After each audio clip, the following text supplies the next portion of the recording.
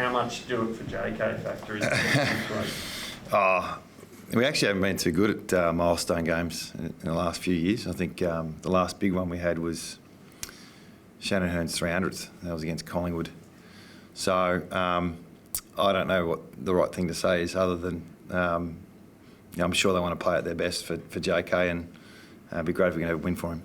Do you feel like you might lose a bit of control in terms of a few extra targets to JK going? Well, I haven't been able to control that for 9 years. So he's been our number one target player even when he's on the bench. I don't think that's going to change this week. But no, we need to do the right thing for the team, obviously. But it'll be a special day for him and the club, and hopefully we can do it justice. It's a significant week and obviously a massive announcement. How have you sort of seen the emotion of the group this week, as it in terms of building up and trying to focus on a game? I think the playing group is probably known for a while.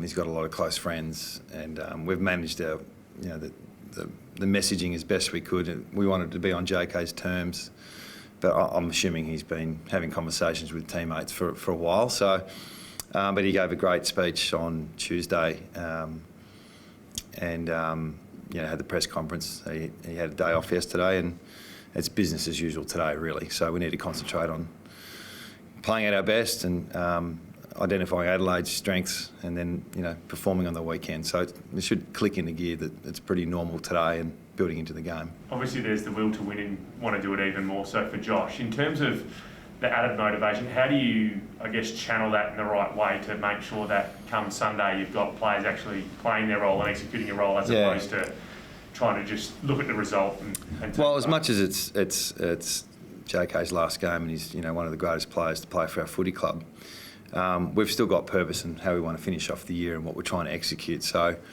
like I said in the past, if all you concentrate on is the milestone and the achievement, you forget what's important about the game. So after 5 minutes, the game settles, and then it becomes, your style versus theirs, and your talent versus theirs, and the way you work.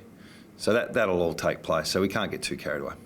In terms of the makeup, are you expecting a few changes this week? Yeah, unfortunately, we've hit a few injuries as well. So we'll get through today, and we'll announce the squad this afternoon. But there'll be 3 or 4, unfortunately, guys that go out of the side with injuries. Dare I ask any names? Who's? Oh well, Petruccelli won't play. Yeah, and obviously Cully with his suspension. So there might be 1 or 2 others. How about Elliot Yeo? Have you ruled a line through him for the rest of the season now? We don't want to. He's there's a tipping point though with when you miss 5, 6, 7 games, and then it's like, okay, well, there's 1 game left. What do you do? But soft tissue injuries, there's a long time where you don't get to play footy, and Yoe's missed a lot of football. So even Petch, it's a very, very small hamstring.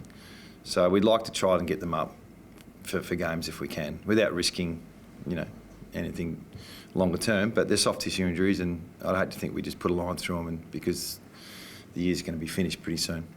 Josh Rotham, trialling obviously a few players in different positions, and he had the ruck time there. Do you have an idea of where Josh is best suited? Have you settled on one? No, we haven't. So it hasn't quite worked for him down back. Although I've still got confidence he can play there. So we're just, this stage of the year, we trialled something a bit different with him rucking, and then he rolled his ankle and he missed a week. So he's a 50-50 chance of coming up this week. Nick's come back into the side as well, so it's a little bit of different makeup than what we had a few weeks ago. But no, we haven't quite settled, and this part of the year is when we can explore different roles for different players. Has his ankle come up? Yeah, it has. So he's available this week. His form was a bit scratchy, but that doesn't dismiss him from playing this week. But his ankle's right, and he's available. Doing it for JK, the side, what would a win late in the season for this group do for you, do you think? Winning it beats losing, doesn't it? And Mondays are a bit easier. And I know there's nothing on the line in terms of ladder position other than going down. But yeah, we want to have a winning culture, and at the moment we don't. So the small wins are what we're going after. And on the weekend we were pretty close. We had a really poor second quarter, but outside of that we played pretty good footy. And we're going to have to play 4 quarters against Adelaide. Like they're a really tough on a side. They had one of their best wins for the year on the weekend. So there's so much to get out of the season when you win. of course. So, yeah, we've still got an eye on that. Do you have anything special planned for Josh as a group, as a team, before the game? Not really. No. I'm sure the club's organised some stuff, but no, my job's not to organise that stuff. But hopefully we've done it the right way this week for him. Respected the media as best we could, respected his wishes and how he's gone about it. So I think it's been done pretty well from a club point of view. With Josh's retirement this weekend, does it give you some clear air looking ahead to next year now that you have certainty around whether or not he's going to be there and what your forward line will look like going forward? Yeah, I've sort of known for a while. Yeah, it hasn't come as a surprise. That body of his has put up with so much in his journey, probably more than anyone I've ever seen. What he's played with, the injury, so it's frightening to think what he's going to look like when he's 45. But he's put his body on line for the club, so we sort of knew this is going to be it. So the planning's been well in advance and today. Do you expect Willie Rioli to be with you guys next year? I hope so. Yeah, absolutely. Why's that? There was a report that he has an offer in front of him. He's just weighing things up. Oh, okay. At the moment, he's had a pretty big few weeks, so we probably got to respect that. Just on Josh's career, obviously big game player, clutch moments. He's done it for so long. You mentioned the body there. Is that sort of arguably one of his greatest legacies, the ability to get up week in, week out and play sore? I think in the back half of his career, absolutely. In the front half, he was probably the fittest full forward in the competition. So he'd blow the GPS up. So he'd get you up as high as you want to go with him, and then he'd get you the other way. And he did some real damage with his work rate. So yeah, I think the body part was in the last probably 100 games, but the first 180 were absolutely just workhorse. And then his craft and his ability to execute, and then big moments. I mean, probably the biggest moment for me, there's been a lot of them. It was a prelim in 2015, I think 20 points to 0 down against North. And the ball transitioned up the ground and he took a hanger top of the 50 and just played on and slotted it, and then everyone calmed down a little bit and we got back into the game. So we're going to miss that more than anything really, the ability to stand up in big games. I think Scott Thompson tried to kill him that day as well in that contest, but yeah, he was doing it with the elbow as well, so he was sort of carrying that the entire year as well. How much does that, I guess you dare say, hopefully rubs off onto the current group as well? Well, you've only got to look at the players. I mean, Oscar Allen plays like that.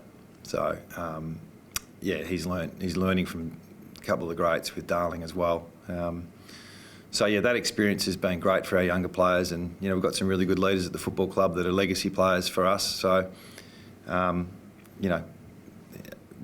an extra year for JK has been really beneficial for our young players. Speaking of legacy players, Shannon Hearn, where does that sit at the moment? Obviously, Russell Gibbs said over the weekend. Yeah, he did.